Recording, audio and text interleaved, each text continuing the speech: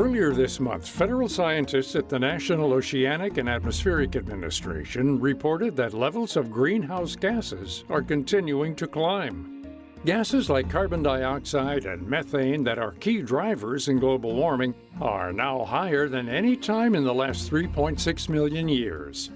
In just the last 2 decades alone, the global carbon dioxide average has jumped by 12%.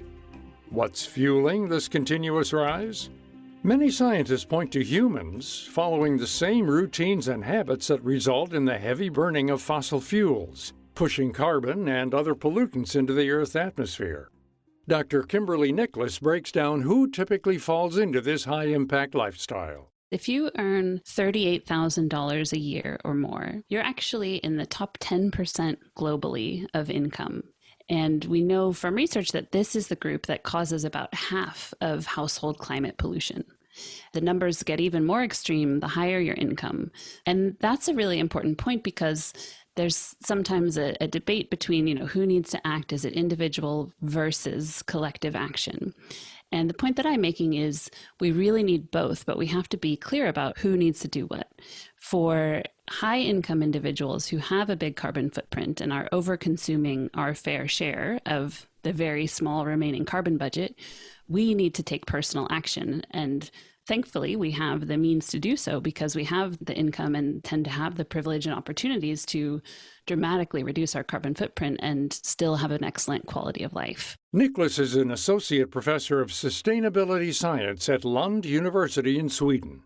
She's originally from Sonoma, California, and has a PhD from Stanford University in Environment and Resource Studies. In 2017, Seth Wines and I did a study on what are the high-impact personal climate actions. And what we found for those of us in my position is that going car, flight, and meat-free made the biggest difference. So those 3 categories are especially flying. The more income you have, the more total emissions and the bigger percentage of your emissions tend to come from flying. Flying is actually a really unusual activity globally. Most people have never been on a plane. Even pre-pandemic, more than half of Americans and people in Germany and in the UK didn't fly in the previous year. So flying is actually pretty unusual, and hour for hour, it is just the fastest way to wreck the climate. So we have to really rethink our mobility and actually really reduce especially frequent flying, which causes the most emissions. But for most Americans who don't commonly fly, daily transportation and diet play a big role. Have you ever thought about how much meat you eat per week and what it might take to produce it? A plant-based diet is just so much better, both for the climate, for land use, which is a really big deal for biodiversity because habitat loss is the #1 driver of the biodiversity crisis.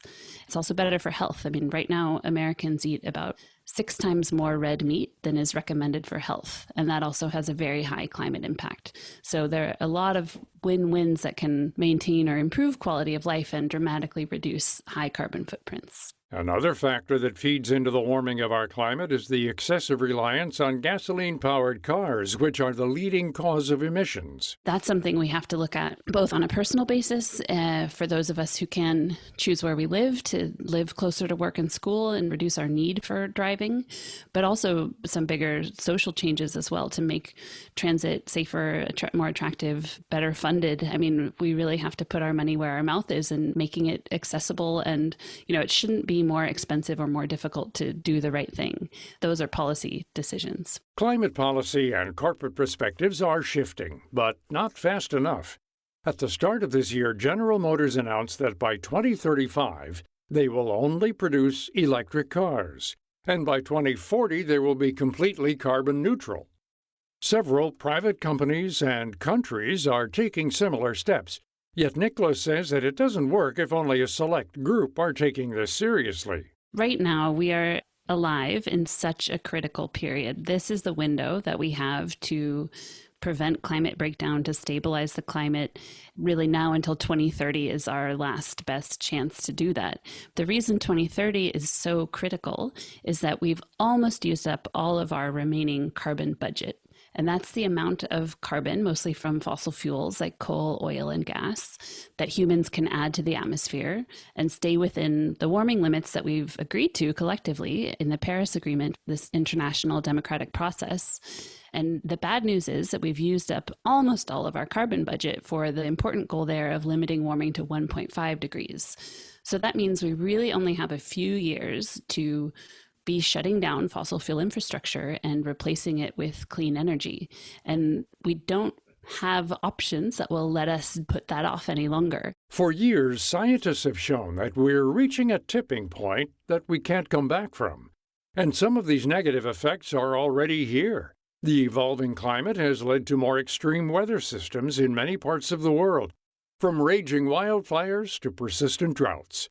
Millions are facing a new reality and are having to uproot their lives and start over. Things that were theoretical or predictions or a point on a graph not that many years ago are coming to pass much faster and closer to home than we thought or than I expected. Each person plays a role in turning things around. Taking small steps like taking public transportation, trying to eat more plant-based foods, or investing in an electric car can stack up to make a difference. It's also up to individuals to hold business leaders and politicians accountable, both domestically and internationally. Policies today are still so inadequate for the scale of the challenge.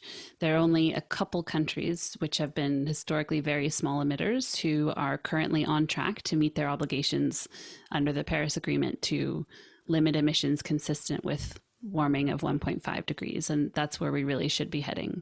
So the last that I've checked, the US and Europe were critically insufficient, I believe, and insufficient.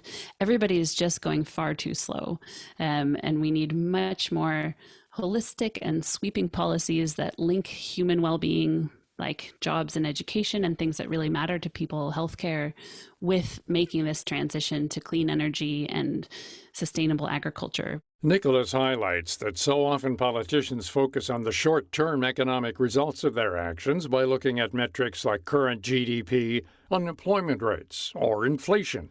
Rarely do leaders factor in the sweeping economic impacts of climate instability. The business case for climate stability is overwhelmingly clear. It is so much cheaper to not have catastrophic escalating disasters. I mean, of course, what really matters is the lives and species and ecosystems and places and irreplaceable things that can be lost. But even if you just look at the pure dollars and cents, the best deal around is leaving fossil fuels in the ground, switching to clean energy, and actually making this transition happen. It is so much cheaper to prevent disaster than to try and clean it up. I mean, the economy is designed by people. People have the power to change the rules of an economy, of what's allowed and not allowed.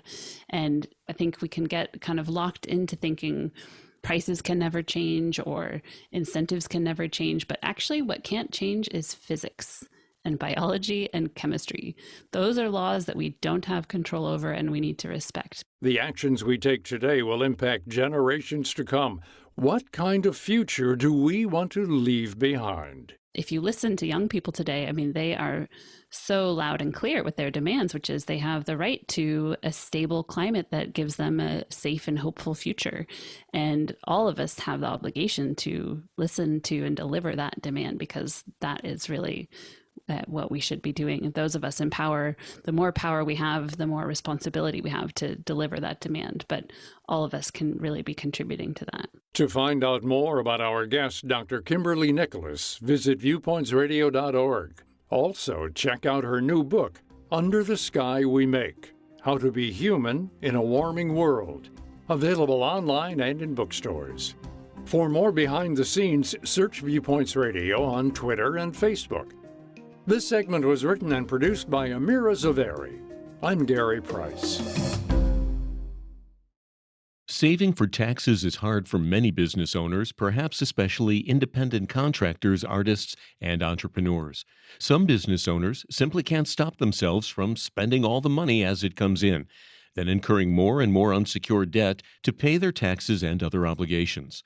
Those businesses are sinking, even if they don't know it yet. But help for debtors is available now. Business Debtors Anonymous is a 12-step recovery program with meetings every day where members support one another as they stop incurring new unsecured debt. At meetings, recovering members share how their lives have been transformed. Their stories will be reassuringly similar to your own. This 12-step program offers hope, clarity, and serenity, along with immediately usable tools to support better management of your personal and business finances. Find more information and request free program literature at helpfordebtors.org. That's helpfordebtors.org. And that's Viewpoints for this week. Viewpoints is a production of MediaTrax Communications. Follow us on Twitter, Facebook, and Instagram to learn more about upcoming shows. And find a library of past programs on Apple Podcasts, Google Play, and Spotify. Plus, you'll always find previous segments and more information about our guests at viewpointsradio.org. Join us again next week for another edition of Viewpoints. Coming up on Viewpoints. The astronauts have to do around 2 hours of exercise every single day, so they keep the loss of muscle and bone as minimal as possible. What exactly happens to our bodies in space? What we do and don't know. Then, when you're thinking about applying to graduate school or your career, it doesn't really matter where you started college. It does matter where you graduated from college. Examining the hefty price tag of traditional higher education. I'm Marty Peterson. and I'm Gary Price. These stories in depth on your public affairs magazine, Viewpoints.